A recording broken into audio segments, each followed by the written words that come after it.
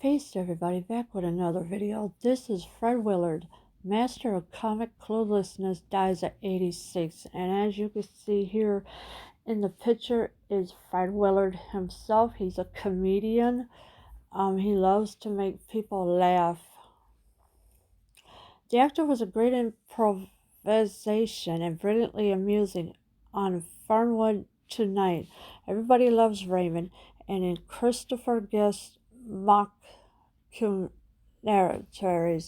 And so he was an actor great at improvisation and brilliantly amusing on Fernwood Tonight. Everybody Loves Raymond.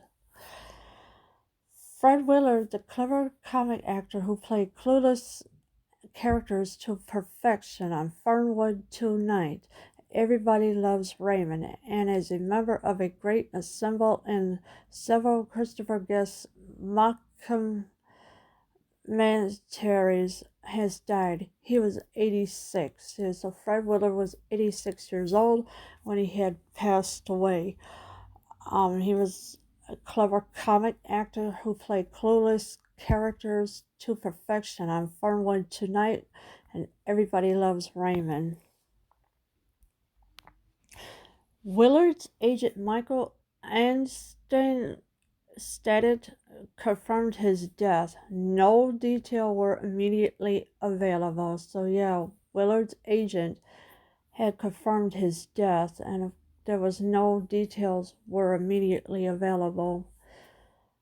Always amusing, Willard also elected grins as station director Ed Harkin in the two Anchorman films, and as the voice of Shelby Forthright, the lone human in Wall-E 2008. Alright, so yeah, so he was Fred Willard was an amusing, also elected grins as station director Ed Harkin in the two Anchorman films, and as the voice of Shelby Forthright, the lone human in Wall-E.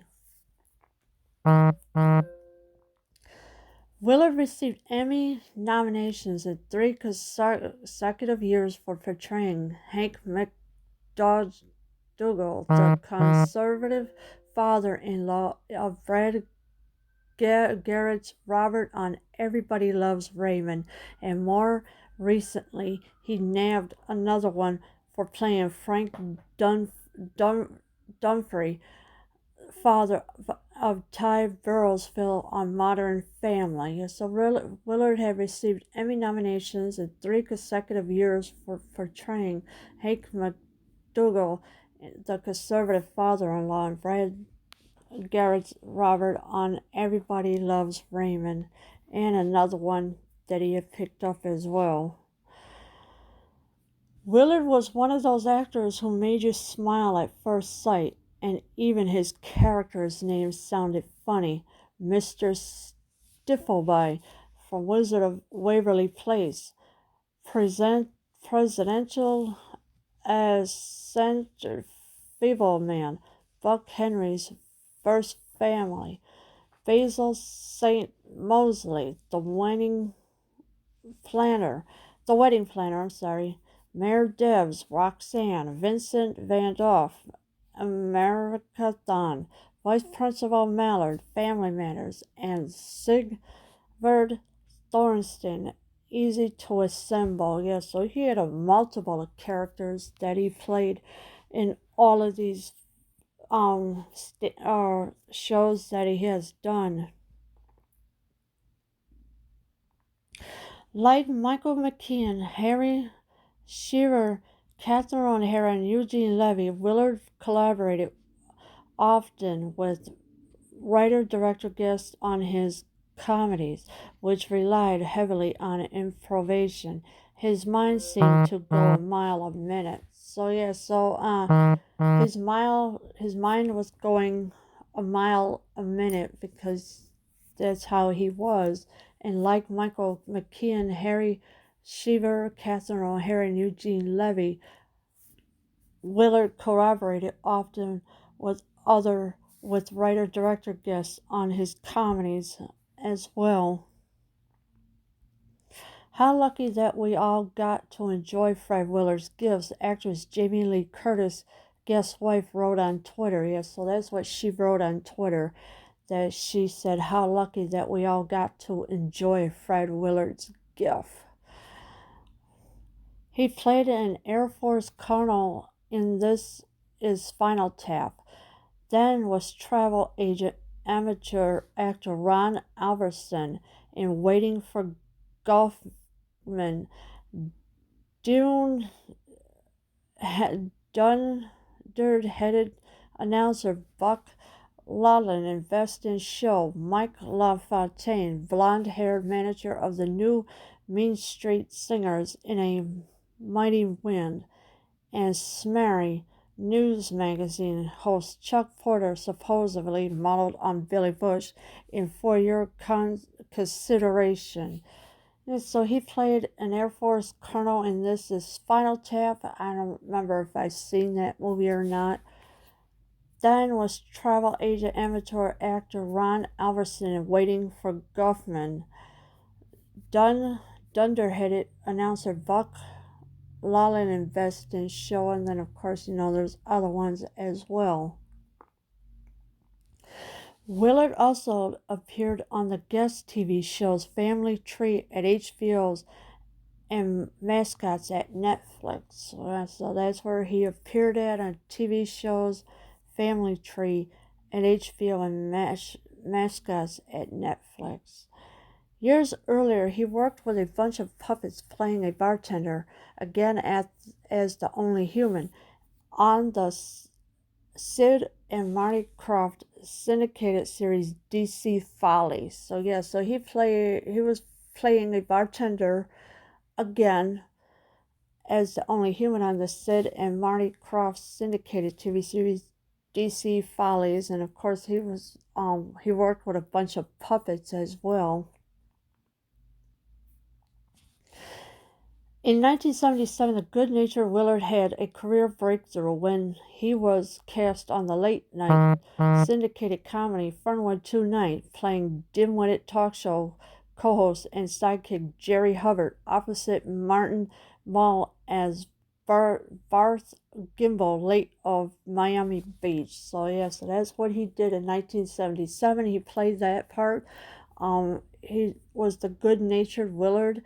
Had a career breakthrough when he was cast on the late-night syndicated comedy Fernwood Tonight, playing dim-witted talk show co-host and sidekick Jerry Hubbard, opposite of Martin Mull, as well as Barth Gimbel, late of Miami Beach.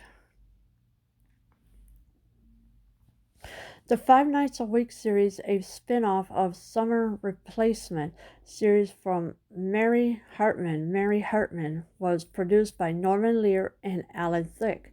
His Jerry got the gig on the Small Market show because he was the brother-in-law of the other of the Ohio cable TV station.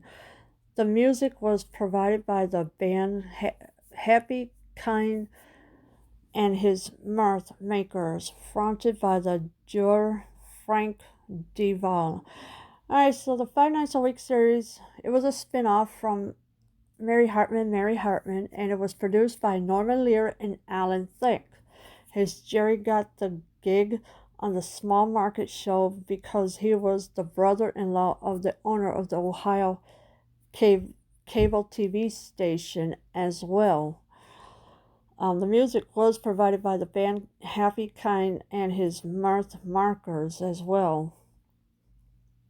The next summer, the show was rebranded America Tonight, and the setting switched to the fictional Northern California town of Altacoma, which Jerry called the unfinished furniture capital of the world in his nightly introduction. So the next summer, in other words, the following summer, the show was rebranded America Tonight, and the setting switched to the fictional Northern California town of Altacoma. So that's what had happened, that he had to make that change.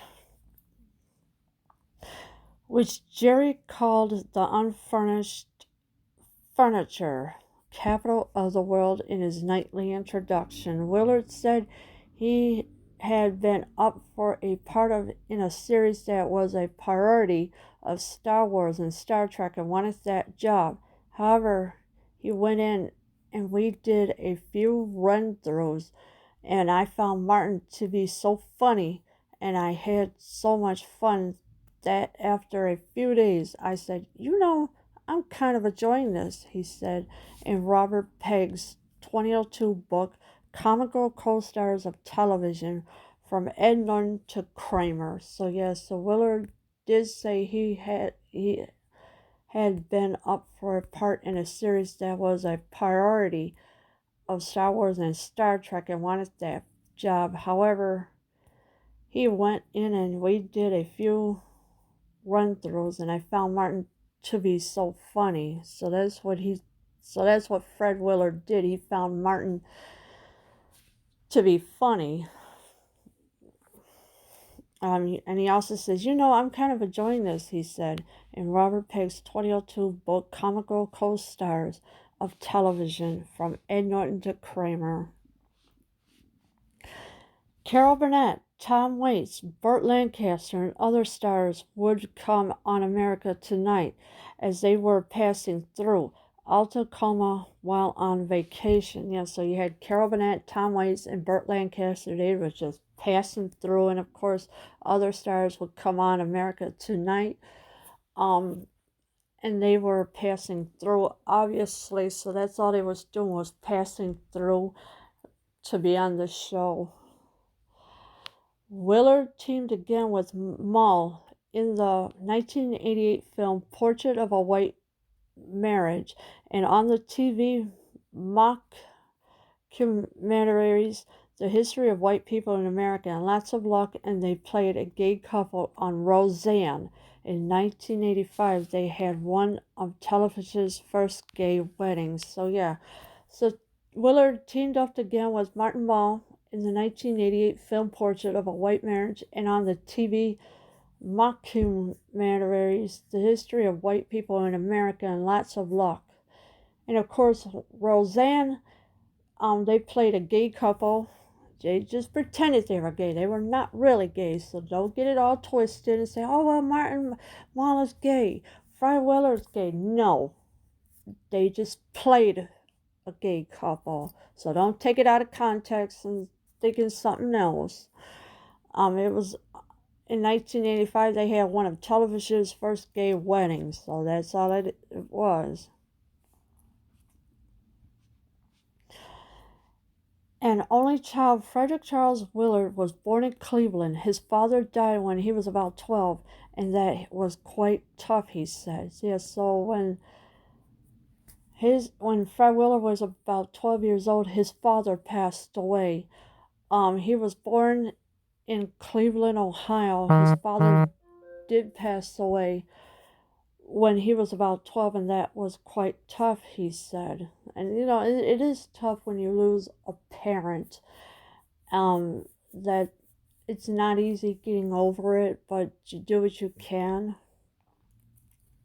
As a youngster raised in Shaker Heights, Ohio, he was the class clown and dreamed of playing big league baseball or working as a DJ midway through high school. His mother sent him to a military school outside Louisville, and Willard served in the U.S. Army for 2 years in Germany. So as a youngster, he was raised in Shaker Heights, Ohio.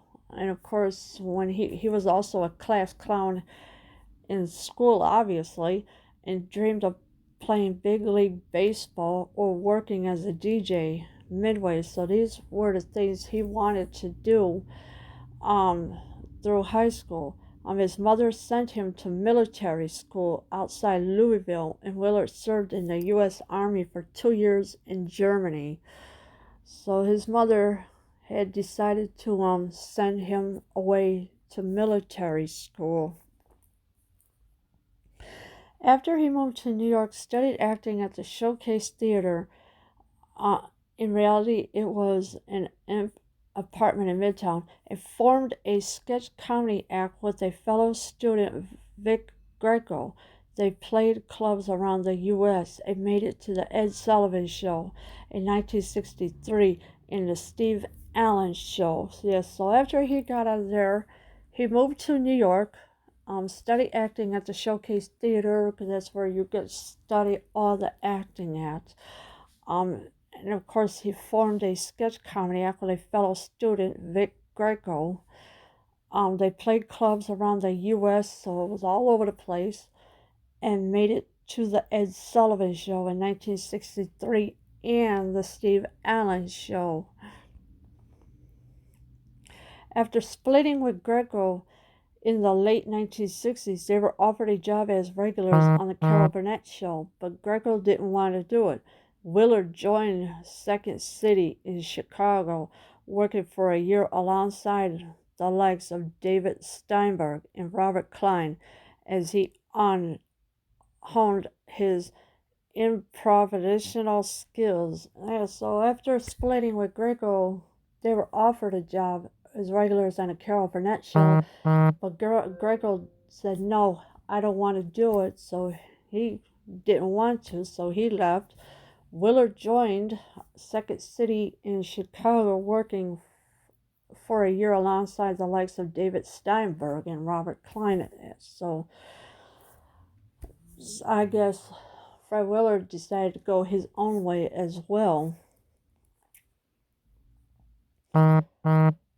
He acted for director Alan Arkin in an off-Broadway production of Little Murders, then was a founding member of another improv group, Ace Trucking Company, which opened for Tom Jones in Las Vegas, and did jokes on the Singers ABC's variety show shot in London. The Troupe's other original members were George Memoli, Michael Mislove, Bill, You Can Call Me Ray, Salaga, and Patty Dusage. I know some of these names are getting really difficult for me, but hey, I do what I can. All right, he acted for director Alan Arkin in an off-Broadway production of Little Murders, so that's what he did. But did he get accepted there? I don't know. Then he was a founding member of another improv group. It was called Ace Trucking Company, which opened for Tom Jones in Las Vegas and did jokes on the Singers ABC variety show shot in London as well. Willard made his on-screen acting debut on a 1966 episode of the Western comedy Pistols and Petticoats, appeared on Get Smart and other shows, and playing bumbling District Attorney Bud Nugent on the short-lived ABC sitcom Sorota's Court, starring Michael Constantine. Yeah, so Willard made it on his on-screen acting, debuted in 1966 episode of the Western comedy Pistols and Petticoats. Now, I never seen it, so he also appeared on Get Smart and other shows, played by bumbling District Attorney Bud Nugent as well. Willard also was one of the hosts on the 1980s NBC reality show Real People, executive produced by George Scantler, hosted in a 1978 installment of Saturday Night Live. He and Gilda Radner worked in a store that sold only Scotch tape and was a regular on other series like Maybe It's Me, starring Regendale News, Norm MacDonald's A Minute with Stan Hooper, and Back to You, starring Kelsey Grammer and Patricia Heaton. Yeah, so he was one of the hosts on reality show Real People, and of course Gilda Radner was also a part of it. They were only selling Scotch tape. I mean, really, Scotch tape? Well, okay, yes, that could work as well.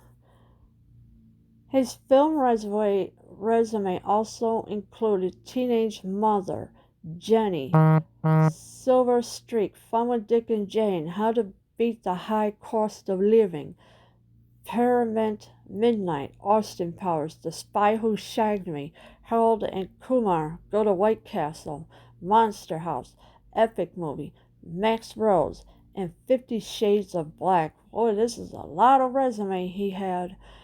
Um, this is a lot of movies that he was in, and wow, I can imagine only his film resume that included Teenage Mother. 1967, Jenny was 1970, Silver Streak 1976, Fun with Dick and Jane 1977, How to Beat the High Cost of Living 1980, Pyramid Midnight 1998, Austin Powers 1999, Harold and Kumar 2004, Monster House 2004, Epic Movie 2007, Max Rose 2013, and 50 Shades 2016. So that's a lot of films and movies that he was in. Willard was rarely idle, sporting more than 300 actor credits and 186 self-credits on IMDb. He was on Jay Leno's Tonight Show more than 100 times and more recently a frequent visitor to Jimmy Kimmel Live. And when he wasn't working, he and his wife, Mary, ran an LA sketch writing workshop known as the Moho Group starting in 2006. So yeah, so when Willard wasn't working at all, he was doing an LA sketch writing workshop with his wife, Mary. Willard was rarely idle, sporting more than 300 actor. His self credit was 186. He was also on the Jay Leno show, Tonight Show, and he was more frequent to Jimmy Kimmel as well.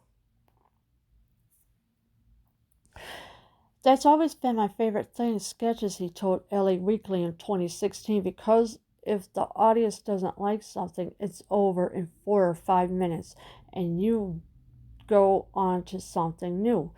You know how you go to a theater and after 10 minutes you say, oh, I don't like this thing, but you don't want to get up and leave?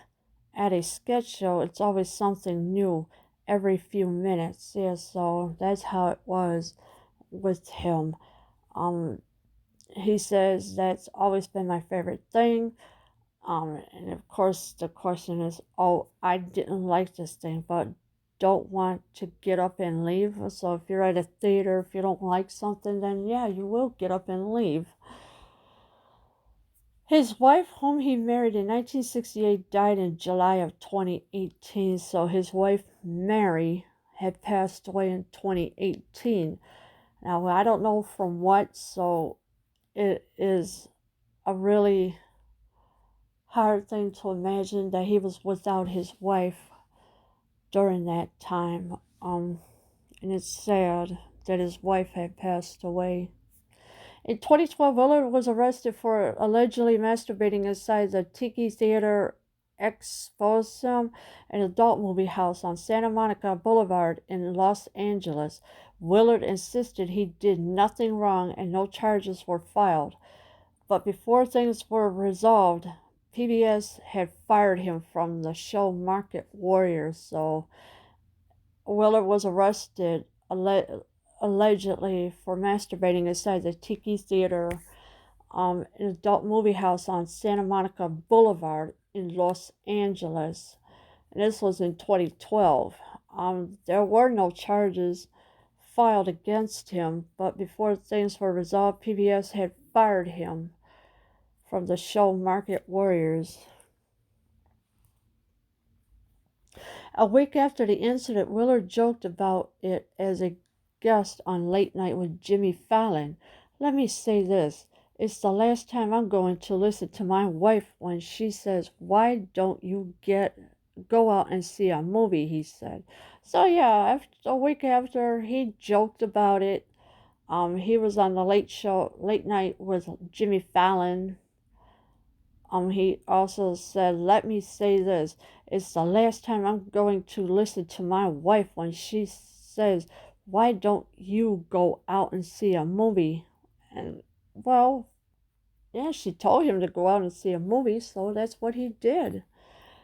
Fallon asked Willard if the film he was there to see was The Firm, Free Willy, or Anaconda. Sadly, he said it was Get Shorty. So The Firm, no. Free Willy, no. Anaconda, no. Sadly, he said it was Get Shorty. So that was the movie that he saw, and this is what Fallon asked Willard on for those three movies, and of course, and it was the one that Willard said it was Get Shorty. So my condolences to his extended family if he has any kids. Also to his friends as well. May he rest in peace. Leave your comments below. I am out.